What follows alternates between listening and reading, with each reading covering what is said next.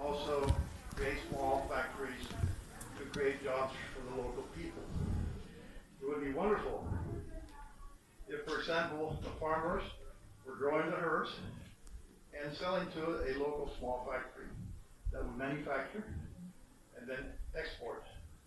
And that we could have someday hundreds of factories taking advantage of Panama's geographic position, this banking system, this transportation system, to take quality medicine in epidemic type of situations where it's needed around the world.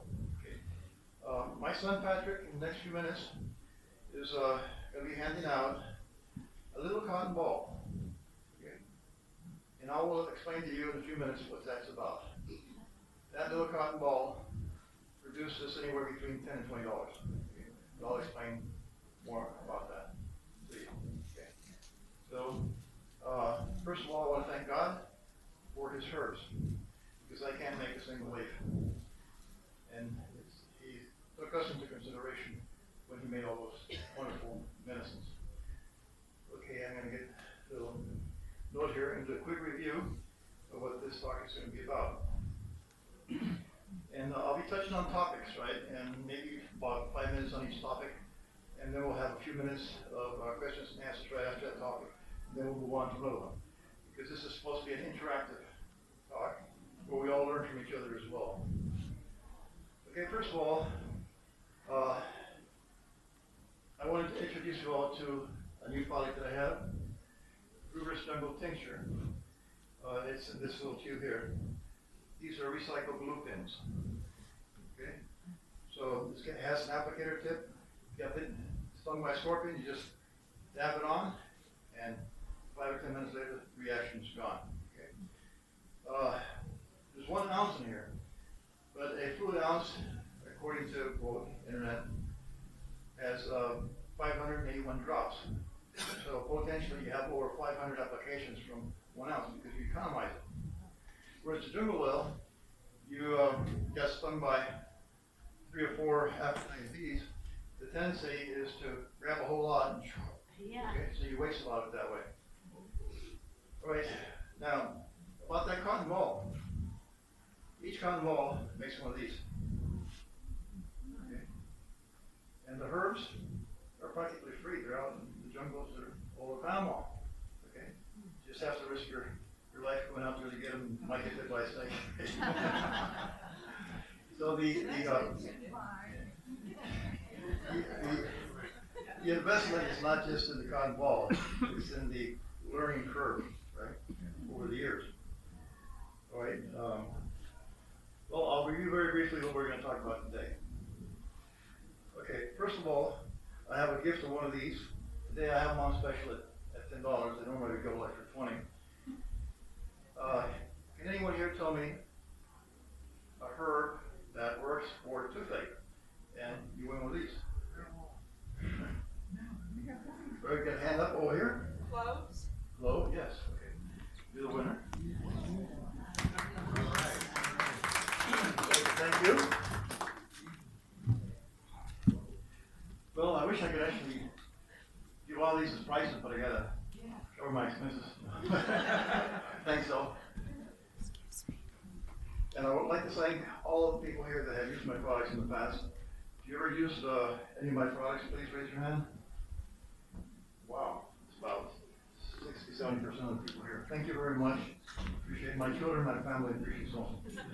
Okay. Okay, we just talked about the cotton ball. Okay, so we're not going to go into that. This is a summary of what we're going to talk about. We're going to talk about how to turn a bottle of wine, like Vino Sansón, from $7, $8 to $35 to $50. Okay? We'll get to that. We're going to talk about a herb that is mysterious because it's still, the exact formula is still in the hands of the Embera tribe, back behind Madame Dam, the tribe that Annie Gordon is married to. They have the secret to prevent women from having children in a natural are away, you give them one herbal concoction, it turns it off, and if you ever want to have a child, you go back to the lady and she gives you the antidote. So it's not a pill, every day. It's on, off. Okay? Now, it sounds interesting, but it's really very important because millions of babies are being killed because of improper family planning. And the family planning the American tribe has had already for a very, very long time. Okay? And then I'm going to talk about a tree that in 5 to 10 years is probably going to be one of the most valuable trees in the whole world. It's already famous. It's called Quassia. Quassia amara is the scientific name. And a tree that weighs about 1,000 pounds can produce $20,000 or more. And we can talk about what are the herbs, or the category of herbs that are antibiotic. We hear about antibiotic medicine that doctors prescribe. But, in the herb world, where are the antibiotic plants that don't harm us? We're going to talk about that. And we're going to talk a lot about aloe vera. Aloe vera is an endless topic. Okay? We're going to talk about something that's very dear to a lot of us, including myself, the Holy Ghost Orchid of Panama. Many years ago, like 3 years ago, I used to have a Holy Ghost Orchid garden in Cabrera. My mother's an art teacher. She founded the Arts and Crafts School in Arena today, introduced the potter's wheel, and developed the whole industry there. She was making $49 a month then. She grew and demonstrated with love and vocation, planting seeds with love, you are able to get a lot of more love produced than sometimes millions of dollars in foreign aid. So we're going to talk about the industrial potential of saving the Holy Ghost orchids on the extinction list. We're almost there. It doesn't want to bloom in Boquete. The thing about the Holy Ghost orchid is that in the wild, only about 10% blooms. But if you have it in your home and it likes you and you like it, it blooms every year. Wow, not in Boquete. Energy has nothing to do with this plant. Okay. Okay. I'm doing research on making a food product similar to mana. Okay. And of course, mine would be nowhere near God's mana. Okay. Because anyway, 6 products, his ingredients that we're going to do. This will be like in November that I'll have some samples that I can share with you folks.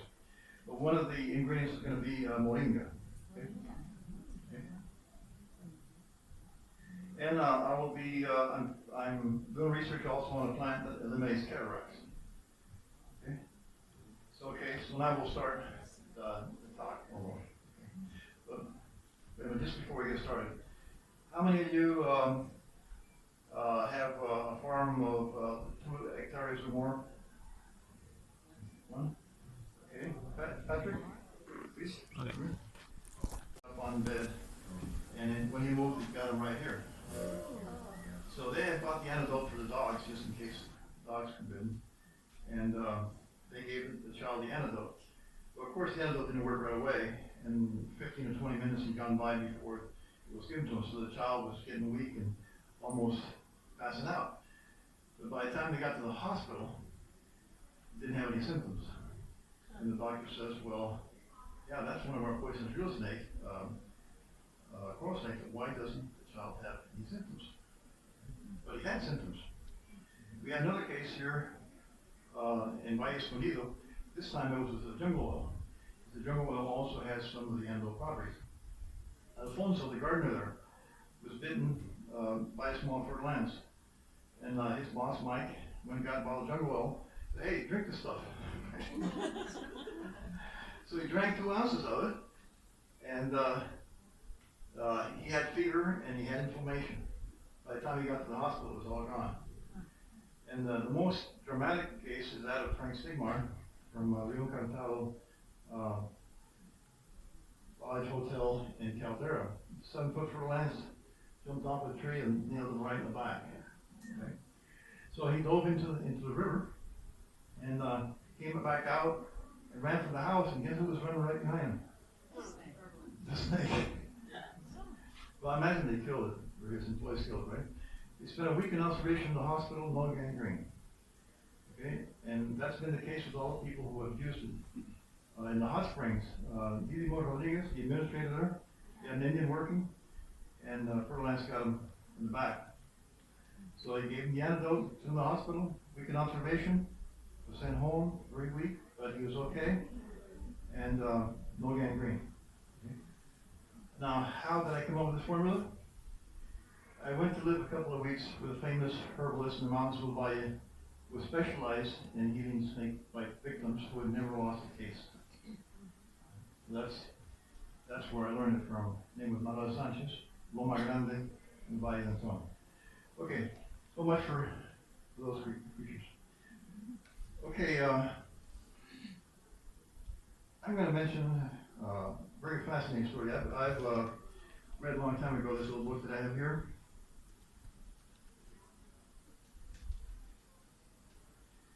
It's called The Land I Lost, from a Vietnamese lieutenant who describes his childhood. One of the many fascinating scenes, there's a story of this wild hog that once he leaves the tribe of the hogs, because he may have been the leader of the hogs but was beat by a new young arrival, he becomes very aggressive. And even the tigers think twice about attacking these hogs like that. But when they go into a village, they kill people, women and children and all that. Now these hogs have a characteristic. That is that they rub themselves, they only weigh like 300 pounds. They rub themselves against a tree, which they call it simply the tree oil tree. And it makes the tree release a sap that dries on them. And it becomes so hard, it makes them bulletproof. And not even a knife will go in. That is at least a small caliber. I'll just read textually here, and then I'll tell you why I am sharing this information with you. This is one of my most treasured little books. I only have a library of about 3,500 books. This is one of the best ones. I'm a book collector, so. Okay, it says the lone wild hog. It's a chapter on that. Okay. It says the sap, when condensed and dried, becomes an extremely tough covering.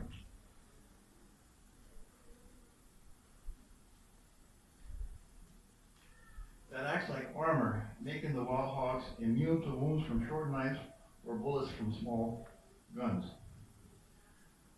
Okay, what would happen if we coat cotton string with this type of sap? Do we make a bulletproof vest? You know, most thugs out there are not with 45 calibers. They're out with 32 calibers and less. Okay, imagine. So even though this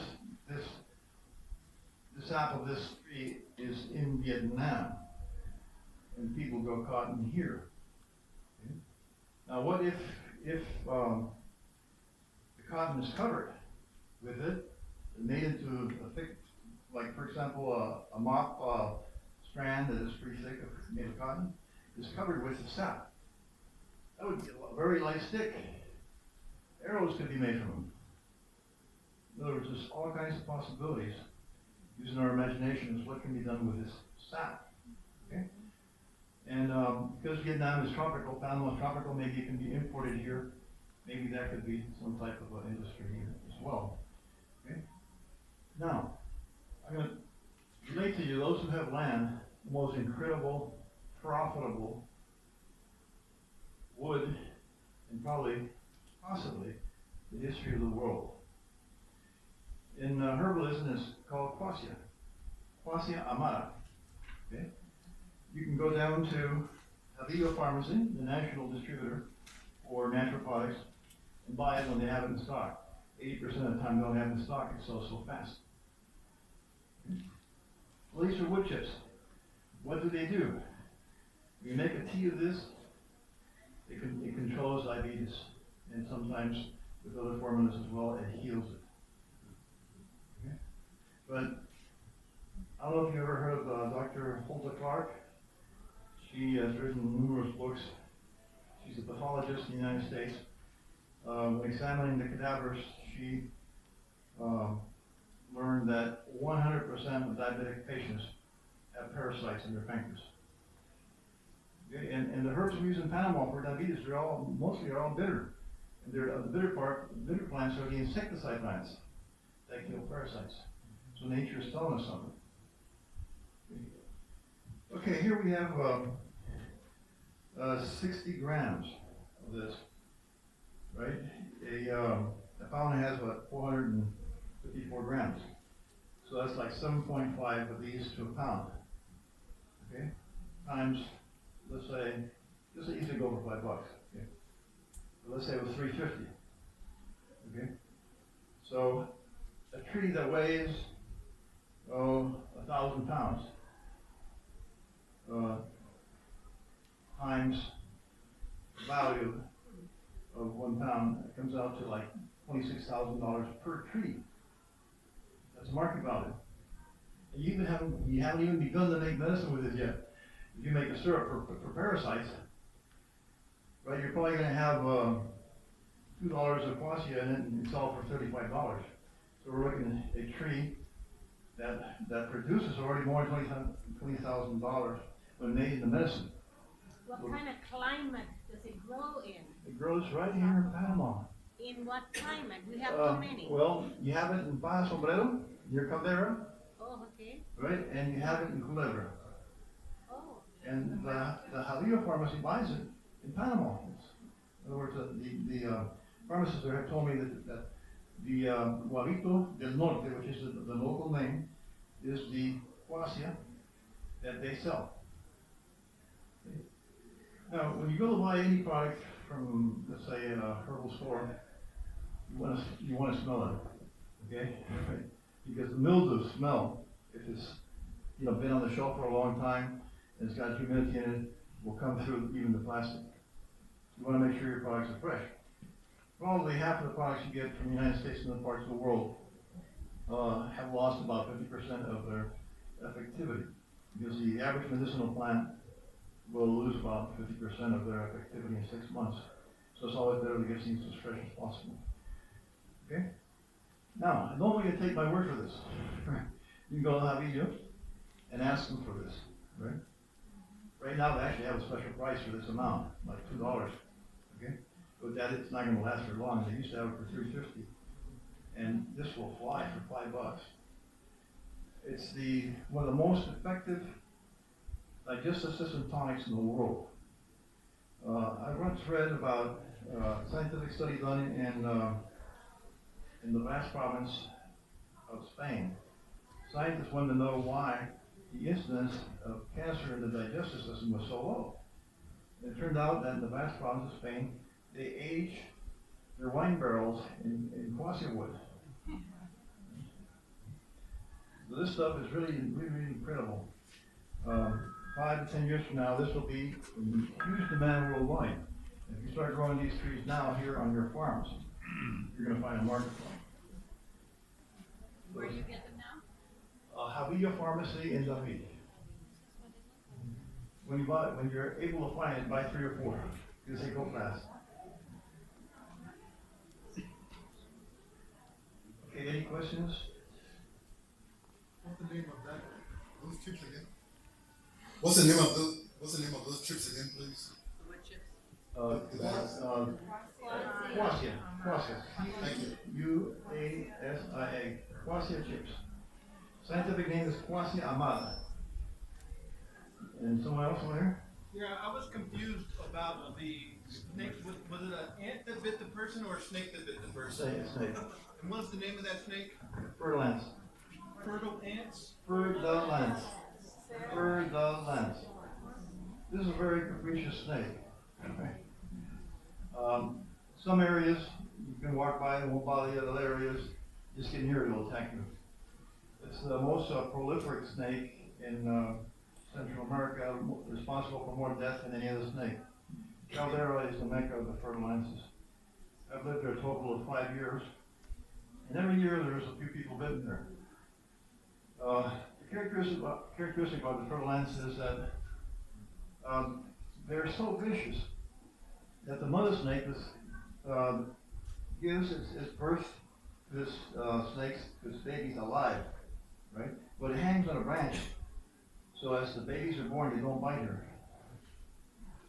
And then the litters are like from 40 to 100 baby fertilizers, each one with enough venom to kill a person. Okay? That's, fertilizers are very dangerous. I'll share with you this information, anthropological information, because the field I'm in, herbalism, scientifically is called ethnobotany. This is part of anthropology. Okay? So while I'm in the mountains, I'm collecting anthropological information as well. This is a bit of information that I picked up from Caldera about the fertilizers. The old timers there, when they want to use a big tree for firewood, they take the fang of a fertilizer and nail it into the tree. And within a year it would dry up. Okay. The fang of fertilizer, it would nail it to the tree. Within a year it would dry up. Wow. And I got this report from 2 different peoples in Caldera. Now, for those that are interested in cultural anthropology, I'll share another piece of information. This is really far out. I mean, when you go into the jungles, you run into so many unique experiences of other people and yourself that sometimes it's almost unbelievable to people who live in the city. There was a man named Dario who had a store in Caldera. He was telling me about this whistle that calls all the animals. Right. So what are you thinking when someone tells you that? Yeah, right. Yeah, you're crazy, man. So, I always give people a benefit of the doubt. Well, maybe you don't call all the animals, just calls a few of them. So I talked to Didi Rodriguez, the administrator of the hot springs. He says, yeah, that whistle exists. I saw some hunters blowing the darn thing, and they were on this property, they weren't supposed to be there. Well, a few months later, I'm visiting Nivea Rio's farm. And there was this whistle, exactly how it was described to me. I was so enthused about receiving it that I forgot to ask him, how do you blow the darn thing? And I still want to know that. And it took me a couple of years to get another one. Okay, I have the other one in my car. My car right now is an Alpha kit. But anyway, investigating the internet, it took me a long time to get to the origin of this whistle. Okay? I found it on the internet as the whistle used in the highlands of Europe, the Alps and so forth, to control and call the dogs, the sheepdogs. Okay?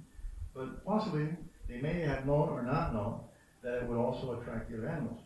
Here, when it's blown, to imitate what we call the conejo pintado, right? And so there, my theory began to evolve from there. Okay, they call the conejo pintado. The birds come because the conejo pintado eats fruit. And then the birds know that, in other words, when the conejo pintado calls, that then they should come because there's fruit for them. Of course, when the snakes hear it, scientists say snakes don't hear it, but I got another theory about that. So when the snakes hear it, they say, oh, there's birds around here, let's go get them. And of course, the deer come for the fruit too, and the jaguars say, hey, those deer are eating fruits, I'll eat the deer.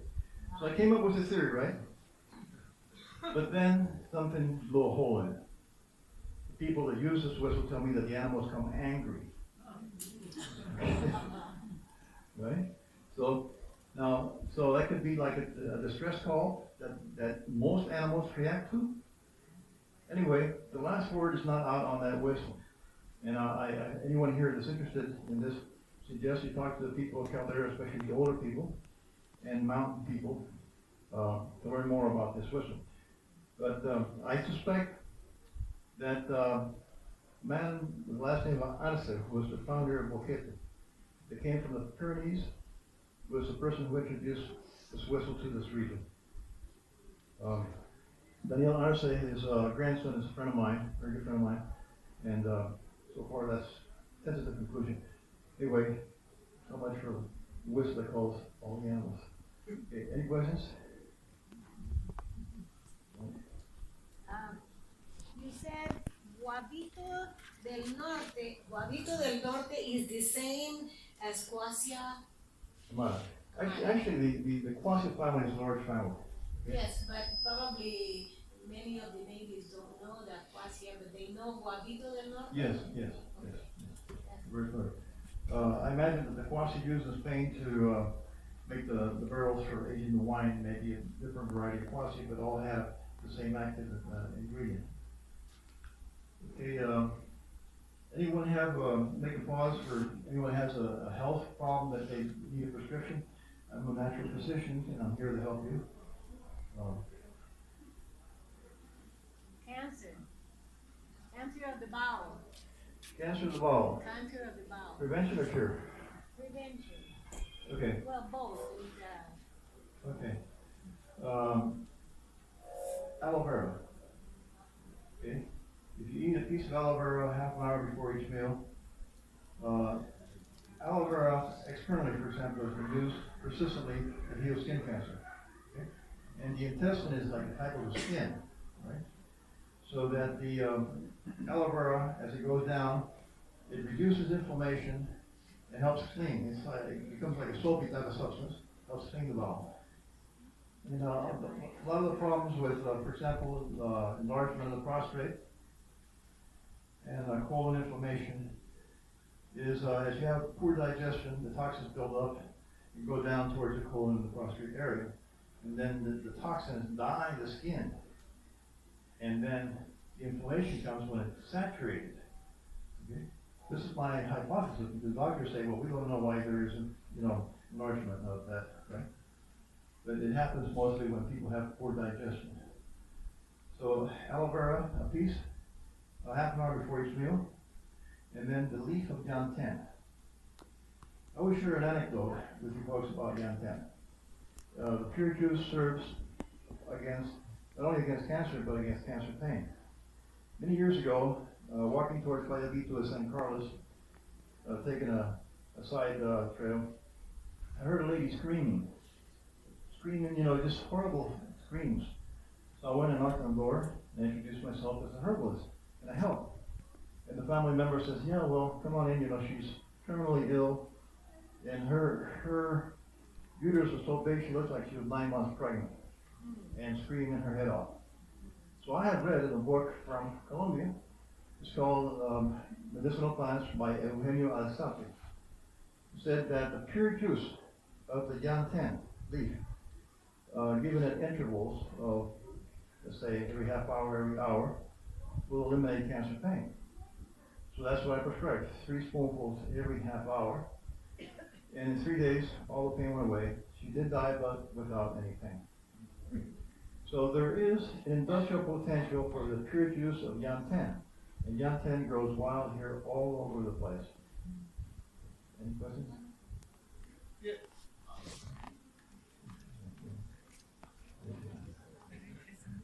Embarrassingly, I have a toenail fungus that won't go away, and I think it's systemic internally. Okay, you can get rid of toenail fungus with this tincture. Okay, it does a lot of things besides bug bites. If it doesn't, I'll give you my back. Right, all my products have that guarantee. Yes? How about treating asthma? Asthma. Okay, many years ago, Radio Reforma in Chitre would sell a product that I used to make for asthma called the Jarabe Curamil. I would pay her for publicity with the product, and people would come by there, and just about everyone that bought that product would be healed. But unfortunately, I can't be doing everything at one time. I need a lab, really. But this is what you can do to control asthma in an emergency. Rosemary, chamomile, yantan, make a tea. And then you strain it, you add aloe vera, and a touch of honey. Okay, and then you put it in a thermos where it's warm. Because most asthma attacks are at night. And just one flower, if preserved and put into, let's say, a ball of silicone or glass or whatever, exhibited in your home, just one flower would be worth $25. The average plant produces 15 flowers, that would be $75. Okay?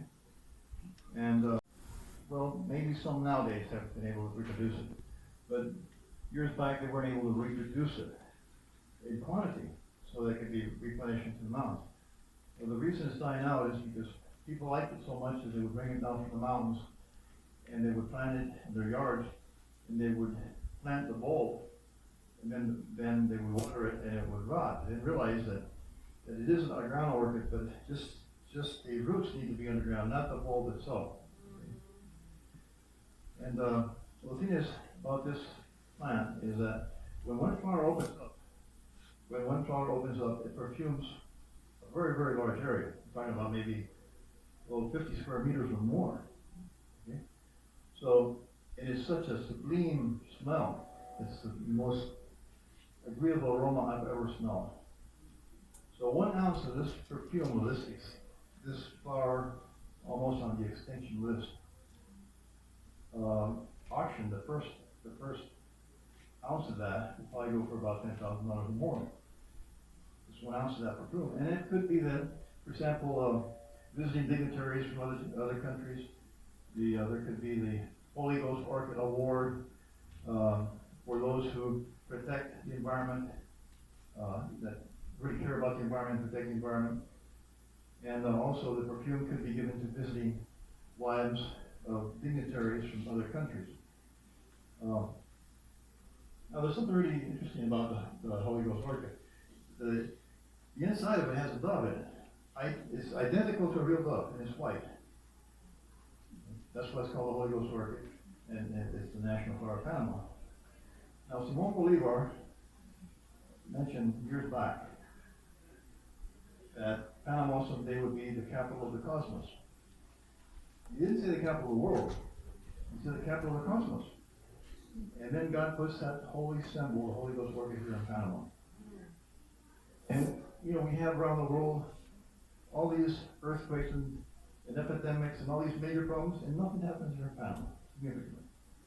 Okay? This country seems to be blessed by God. It may have a great future. So I wanted just to share that anecdote with you. Let's see what I have to cover here.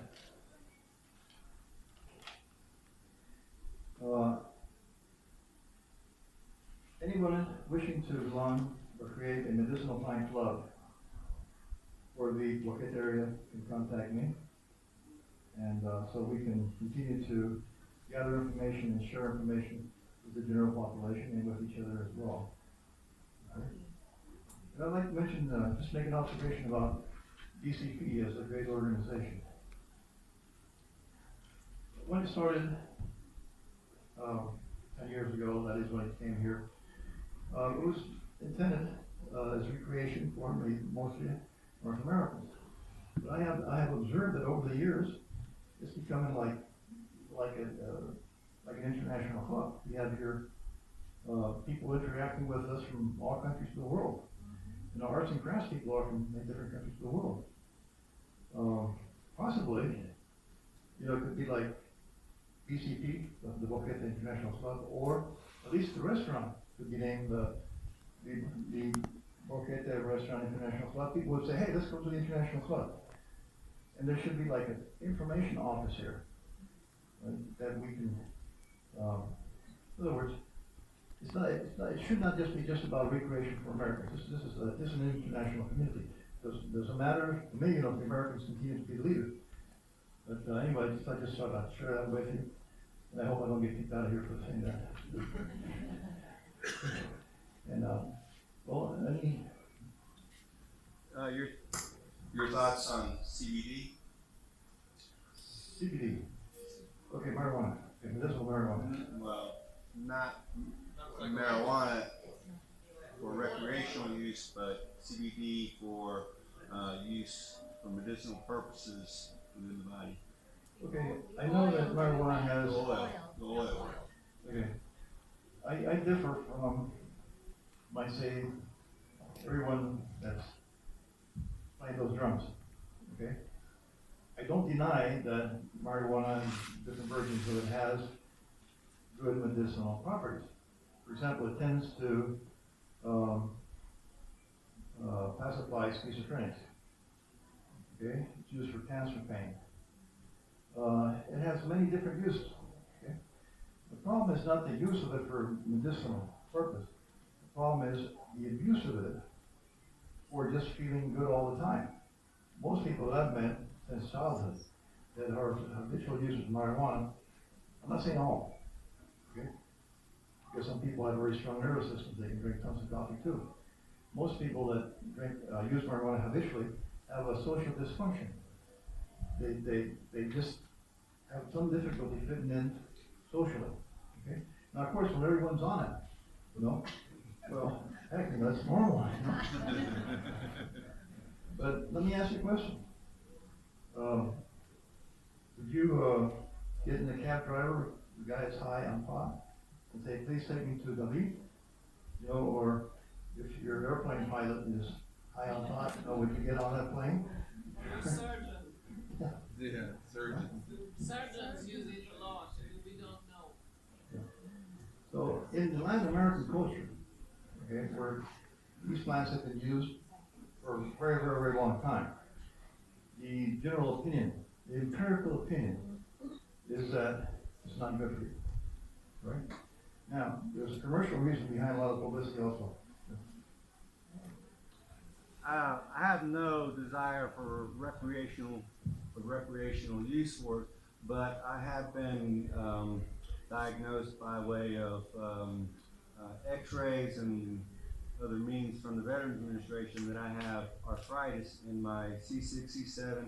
I had a lot of pain that was coming and going in my shoulder, in my lower back, and I run, and I was having a lot of difficulty.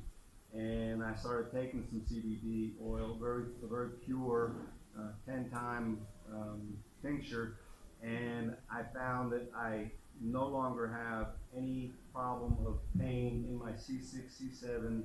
I can turn my neck without any pain. My shoulder, the pains in my shoulder have gone away. My back, I'm able to run more now. So, and I don't get any kind of hallucination whatsoever from it. It's all, I mean, what I was looking to see if I would get that because I don't want that. And what I find is just a lack of pain from what I was There's two types of marijuana. One is mostly medicinal, the other one is for getting high. Right now, at this moment, I don't call it the scientific names. Well, it's from the hemp plant, not, you know, and I don't know the difference between, but I've been researching for side effects or bad effects of it, and I have not been able to find anything. I don't deny the medicinal use. My only concern is the abuse of it. Sure. Most toxic plants tend to have very narrow leaves, and marijuana is one of those. Okay? But it doesn't mean that some toxic plants can't be used medicinally in certain dosages. Okay? I can maybe shed a little bit of light. I'm a biophysicist, and the cannabidiol, most people know, I guess, but make a distinction between the THC, which is the hallucinogenic substance, and these are really classes of substances, and the cannabidiol, the CBD, which is non-hallucinogenic. And it tends to modulate the endocannabinoid receptors. So as far as anybody's seen, there's really not a lot of negative side effect from the cannabidiol in particular. And this is what people are doing. Originally, they were just growing industrial hemp, which was mostly CBD and not THC. But now people are purifying it quite well. So you can buy very pure CBD, which has really almost no effect neurologically, except for a little bit of anti-anxiety type of effect. We actually give it to our very, very old cat who's in a lot of pain, and it calms her down completely. But as far as I've been able to research, there really have not been negative side effects. And again, I'm in total agreement with you. I don't really like marijuana whatsoever for recreational use. And I think even the cannabidiol could be overused, but I do think it's a really useful. Well, I appreciate your contribution, because this is about learning from each other as well. In the herbal world, no one has all the knowledge, and always continue to learn from each other. Thank you. Yeah, I'd just like to make a comment about the term receptors. Okay, it's very much into fashion nowadays. If you take, for example, a cotton cloth, diaper, whatever, and you can take almost any dye of herbs, right? You put it in there, it's going to receive it, and it's going to dye it. Okay, so we have receptors. You know, in other words, our skin is permeous to just almost anything. But you know, the way it's being promoted is that we're born to use marijuana because we have these special receptors for it. It's not just for marijuana, but the idea of dyeing the body with herbs that are slightly toxic, but that also create an immune effect is very important, and that's not being properly researched. Give you an example. The midwives in Panama and Central America, you have a gourd, which we call totumo. Okay, it used to be that when a woman gave birth, they would take one of these totumos and they would roast it. And then they would give 1 glass of that to the lady who just given birth, and she would never have any uterus problems. So the idea of dyeing the body with vegetables that protect it is like a vegetable vaccine. That area needs to be researched more. The second cancer case that I treated in my life was Lydia Gonzalez from the Nazareno of Chorrera. She came to me, she could hardly walk. She had like 12 operations, even in her brain. And I prescribed to her, actually, a formula to bring up body defenses. But she also went to an Indian healer, a lady, who told her, you take this totumo, you bury it for a week. You make a little hole at the top first, and you add lavender, raisins, and rosemary, and you close it, and you put it in the ground for a week. What mystery is there? God knows. But she then would take just 1 teaspoon of that, and all the cancers in her body would boom, boom, boom, begin to just shrink up. Wow. And it would cause a temporary hemorrhage where the tumors had been, and then she would take certain plants to stop the hemorrhage. Okay? So here is the active ingredient, and one of the active ingredients of the totumo is cyanide. Now, I was sharing that experience with Christina, the herbalist that got me started more than 30 years ago. And I was telling her, hey, the book says this stuff got cyanide, hey, it's dangerous stuff.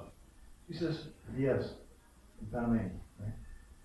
She goes out the yard, grabs a totumo, she breaks it open, grabs a spoon, and she starts eating. And she lived to 103. Wow. So there may be differences in the types of cyanide, some molecular differences, that some may dye the body, be medicinal, and others be very, very toxic. So these are the use of herbs as vaccines needs to be researched. How are we with time, Phil? 5 minutes? Okay. Well, I want to thank all of you for being here and listening to this talk on what's supplying my products on here available. I have a question. I've enjoyed learning a lot of the things that you have told us about. You've mentioned a lot of the names of these herbs and plants, but I don't think many of us can remember all of these things. And when some of us have a problem and we need some help, we need to know how to contact you and have you consult with us, perhaps. Can you give us some information about how to contact you? Thank you, Bob. I have a humble consultation office where I live also. If we need boquete, we have the Triple gas station. Okay, right in front of it, the road goes straight down. On the left-hand side, about a half a kilometer, you see a wine-colored caravan garage, and it says Medicinal Chiari on the back. That's where I live, and I have my consultation office. I have a few cards left here. Any of you that would care to come up and you see them afterwards. You have a phone number? Yeah. It's 6774-0601. And chat works better for me because a lot of times it's being charged, but I keep it open also. Anyone that's going to have, that has had snakes around their house, I have just 10 of the antidotes left. They go for $20 each. The wrinkle cream, I use it with the concentrated herbal at one time to heal myself of a pursued melanoma that I had right here. It took about 3.5 months. Okay? The wrinkle cream is also, like, in my opinion, the best sunscreen in the world. It will eliminate keratosis and most skin problems. This used to go for 35, I have it on special on 30. The jumbo oil goes for 20, and I have the road bike sticks today on $10 special. Any last questions? Or? Do you have any quassia? Well, I can show you what it looks like here, but this is so precious right now that this is my personal supply. This stuff is amazing. You can take a look at it. So you don't sell it, you don't buy it? Well, you can get it now. We go pharmacy in W when they have it in stock. But grow it, you can get the seeds from the natives, and you can grow it. It should grow by stake. So you cut a piece of wood and plant it, it should grow that way. Excuse me, is this to make a tea and drink then? Yeah, to use this for improving your digestive system. You take like a couple spoonfuls of this and you boil it for maybe 2 or 3 minutes. You let it sit for a couple hours. You do this around 9 o'clock in the morning. And 1 hour before lunch, you strain it and you drink it. In 3 days, you'll be so hungry you want to eat the plate. Now you do this for about 2 weeks. After the 2-week treatment, your hunger level goes back to normal, but you're doing good digestion. This takes the fat out of your liver. But it also is a natural antibiotic, eliminates most of the harmful bacteria within your blood and system. If you improve your digestion, you're going to have more strength. You're going to feel a lot better. So Javigo Pharmacy is a supplier of this. When you get down there, always get 2 or more because this stuff flies. I had to wait like 3 or 4 months just to get 4 of these. Right? Please spell the name of the pharmacy for me. Javigo is the Javillo. This pharmacy was established like 100 years ago, right? Specialized in the medicinal plants of Panama. It's a wholesaler. It sells these products to all the other pharmacies in Panama. Retail also though? They retail and they also have conventional medicine, but they're very strong in the herbal section. If it's there, you know it's good and it's quality. Their personnel there are highly proficient, very professional. You said a couple spoonfuls of that wood? Yeah. And how much water? Do about 2 glasses of water, bring it to a boil, and then let it sit for a couple hours, strain it. You don't put sugar or honey or anything like that. Talking about honey, I'd like to share something with all of you. Be very careful with the honey you buy. Okay? Because the Africanized bee, the original honey that the Africanized bee gives is a clear honey. It's not a dark honey. Okay? Now, when I was in a place called Sahalice, close to Capita, I wanted some wax to do like ointments and things like that. So I found myself someone that was gathering honey and crafts away. And there's thousands of people in Panama who do that. What they brought me was 5 gallons of wax balls, each one calculate from 10,000 dead bees, 581 drops per ounce. Okay, you're looking at, you know, a plural number of ounces of pure bee poison in the honey. So since the African became the Panama, the rate of strokes has gone up. And at least that's what I've been able to observe. And you weaken your nervous system with it, then you go out and get the hot sun, and you tend to have those strokes. That's my hypothesis. So when you buy honey, make sure it comes with or from an apiary that uses a centrifuge. Okay? And that, so that it's not managed, used with, manipulated by the hands. Okay, so just wanted to use that word of wisdom from my experience. Anyone else? Okay. Thank you very much. Thank you.